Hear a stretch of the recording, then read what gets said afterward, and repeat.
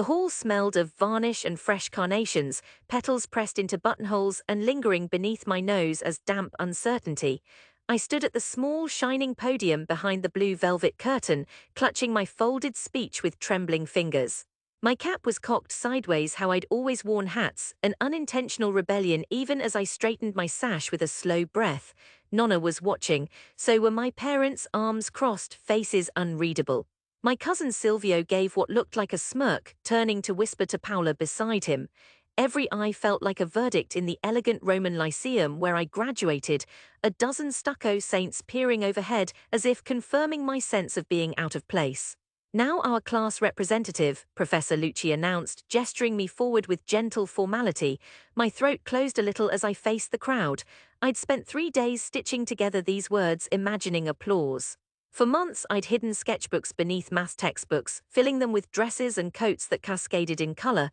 Today I'd finally say it, what I truly wanted, who I believed I could be. My voice rang out, echo thinner than I'd hoped.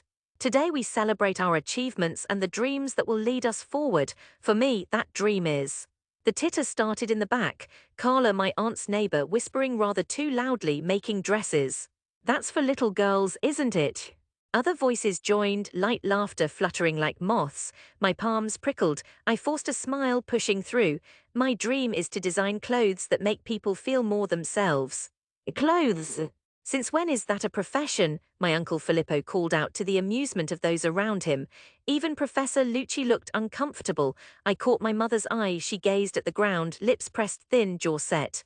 It's not a real job, someone said, and it won't pay rent. Does Rome really need another seamstress? Heat flared along my cheeks. I stood straighter, voice sharpened now by something steelier than nerves. Fashion is art.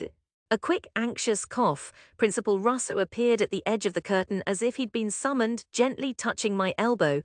"Thank you, Lucia," he said before I could finish. "Let's have a round of applause." Applause that sounded more like polite clapping for a performance gone too long. I stepped down, face burning. My speech, still half unread, felt childish in my damp hand. I heard the murmurs, snide and dismissive. "She'll give it up by Christmas. Wait until the real world. Who will wear Lucia's little dresses?" I wanted to disappear into the floor, into the cold stone beneath my shoes. But somewhere under the heat and humiliation, fear twined with a small, stubborn defiance. If they wanted me shamed, I would not give them the satisfaction. I would make these dreams real or wear myself out trying. Afterwards at the reception, family crowded around trays of fritti and bowls of wine. My mother brushed crumbs from her jacket, eyes fixed on my trembling hands. "Lucia, you must think sensibly now. Your cousin Gianni already has a placement in the bank." As if numbers could salve the bruise of being cut short. "I'm not Gianni," I said, voice thin, my heart thudding in my chest. Paula lifted an eyebrow. "You'll see. Everyone tries to be something special for a while, then real life happens." I wanted to scream, but I nodded. I excused myself and slipped away, barely feeling the congratulations pressed reluctantly into my hand. In a city of artists and ruins, I felt like neither, just one more fool with a pen and paper full of impossible dreams. If fear was the floor, defiance was the wall I pressed myself against that long summer. While friends left for university, economics in Milan, medicine in Naples, I worked mornings in my aunt's bakery, afternoons in a fabric store on Via del Bachetto, evenings at the library fending off the hum of other people living more sensible lives. I stitched in secret, scarves from old bedsheets, patchwork jackets from Nonna's ancient curtains. I entered my designs into every competition, sending scans and quick photographs attached to trembling emails. Months went by. Mostly I heard nothing. When they called from a small design school, "We rarely grant scholarships, Signorina, but yes, for you this time," I wept alone in my room, sheets of linen wadded between my hands. The letter was proof, but still no one believed it would last. Nobody came to see me off at the Termini station. My mother pressed a €50 note into my palm and told me to spend it on something useful, not colored pencils. In class, my eyes burned with sleeplessness, sewing fingers numb, pincushions like hedgehogs bristling with a dozen stuck dreams. Still I worked, tutors criticized, "Too bold, Lucia," or "Where would anyone wear this?" But the defiance kept flaring, a match struck deep down. Each time I sketched a new sleeve or traced a hem, I imagined the jeers at graduation, the way family avoided the subject in every conversation. Let them say what they wanted. Again and again I was tested. My portfolio sent to a Roman atelier vanished into the wrong bin. I collected dresses for other designers, fetching coffee, pinning hems tight for models I'd never be. I studied the city's streets by night, the battered glamour of the Trastevere, neon shop signs weeping in the rain, the subtle elegance of a scarf tossed just so. I drew what I saw. Beauty in the unexpected, shapes no banker or pharmacist would admire. When I failed, I stitched again, reworking a battered jacket until it surprised even me. Friends gave up one by one. Costantino moved back home. Alessia became a dental assistant, her fabric shears rusting in a box under her bed.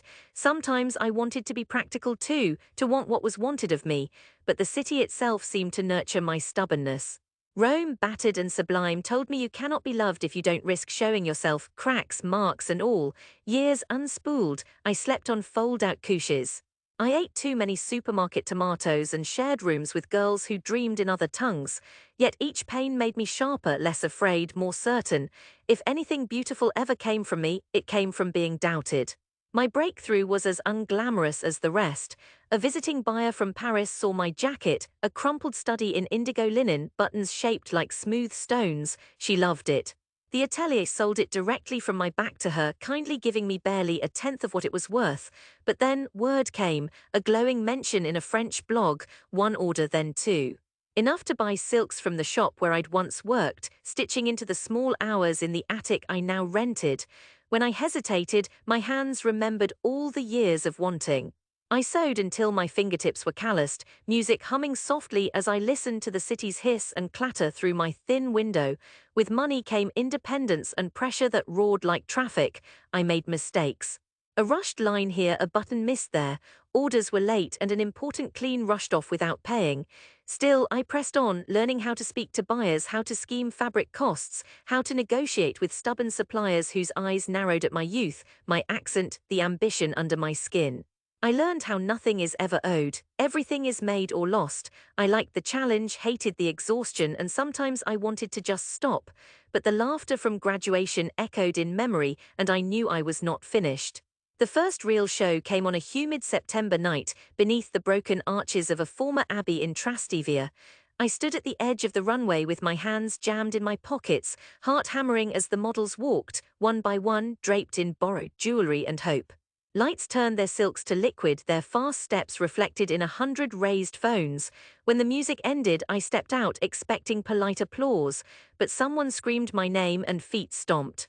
People crowded close, wanting my card. Journalists threw questions with accents I struggled to follow. My life for that 1 hour shimmered, real, not a whisper of doubt or distant laughter, real like sun on stone. Letters came from Europe, a Parisian buyer, a Berlin editor, an invitation to join a pop-up store in Milan. Suddenly I was someone, though in many ways I felt the same, hungry, nervous, standing far too long at my little work table. But when I checked my bank balance and saw 4 digits, then 5, I felt assured, as if I could finally breathe deeper, closer to what I'd promised myself on that long-ago morning behind the blue curtain. 3 years later, an invitation arrived that made my hands sweat as I read. Special recognition for alumni. We would love for you to present your work at the school's artistry in Rome evening. Signed, Professor Lucci. The impulse was to refuse, some wounds scab over but do not close. Instead, I accepted. I told no one in my family, fearing the old disappointment, but word trickled home anyway. An aunt overheard a conversation in a hair salon. Soon enough there were phone calls, tense, awkward. "Are you really coming back then? Is it true?" Paula left a message too, proud now, which strung more than the old dismissals. The week before the show, I barely ate. My hands shook each night as I stitched the closing piece, a coat cut with sharp architectural folds, colors borrowed from the evening streets I loved. Even after so much time, my heart carried the fear of rejection, the memory of scorn that never fully left me. Could they wound me again after so much had changed? Rome's streets glimmered in the early April dusk as I returned home, suitcase rattling behind me down cobbled roads. The Lyceum entrance looked smaller than I remembered, marble steps worn by years of anxious students. The courtyard was full, voices rising above the hum of the city beyond its gates. Familiar faces. Some grayer, others unchanged except for the careful joy in their step. My mother waited at the edge, Nonna's cane tapping the ground quietly beside her. The main hall was transformed, a glossy runway thrown over smooth tiles, flowers arrayed along the wall. Projected behind the podium, a collage flickered, old graduation photos, new works submitted by alumni. Soft music played, vibrating the air with possibility. Professor Lucci took the podium. We invite Lucia Bianchi, a graduate whose journey reminds us of courage. I felt the room tense as she said, fashion designer, with more pride than I'd thought possible. I walked up feeling the heat of every eye on me, the same family, Paola and Uncle Filippo, Silvio standing with folded arms. No one laughed, no one dared. I spoke briefly, just a few true sentences. Dreams sound foolish until they exist. Thank you for letting me be foolish enough to try. Silence, then robust applause. Even someone in back shouted brava. But it was when the models emerged that everything changed. First, a twist on an old design, a sunrise-hued scarf pinned with gold slashed through with clever folds. Then came the coat, rich blue, pleated, regal as a half-remembered dream. The students, eager, bright, not yet dulled, crowded around, phones raised, eyes wide. As the models circled, I caught my uncle's stunned face, mouth half open in disbelief. Something shifted in the air, the skepticism broke, replaced by awe. Nonna beamed, clapping with all her heart even as her hand shook. My mother pressed her lips together, eyes shining wet. After the show, Silvio approached, rubbing the back of his neck, uncertain. I never knew you could do this, he said, gesturing at the ruined remains of his doubt now scattered across the shining floor. Others came forward, students asking for advice, teachers who had once dismissed me now offering congratulations. Carla, the aunt's neighbor, muttered to Paola, I suppose the city does need more than bankers after all. For the first time, I realized the fear I'd carried all these years was just a shape cast by the sun, real enough, but only if you faced away from what you loved.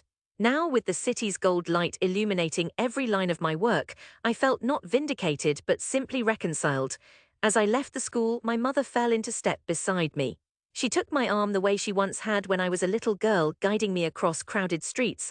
We passed under the cypresses, spring flowers nodding in the breeze. You were right, Lucia, she said quietly, voice thick with something like pride. I was wrong, I see that now. Rome hummed around us, the city that mocked, tested, and finally accepted. My heart swelled with gratitude and relief, but most of all a feeling deeply unfamiliar. I was finally home, not because they understood me, but because I had become fully myself, and now, at last, they could see.